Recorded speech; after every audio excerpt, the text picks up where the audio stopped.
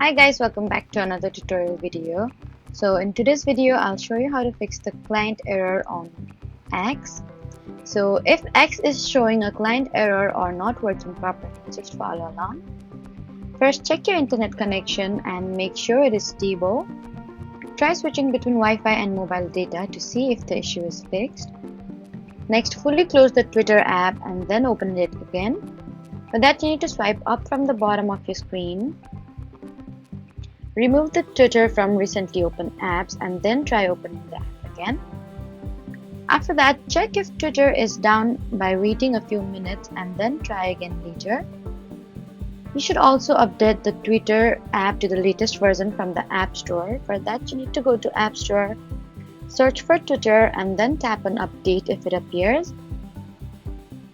You should also turn off any VPN or proxy as it can sometimes cause connection errors. So those are the best ways to fix the client error on Twitter. Don't forget to like, comment, and subscribe for more helpful tutorials. Thank you for watching.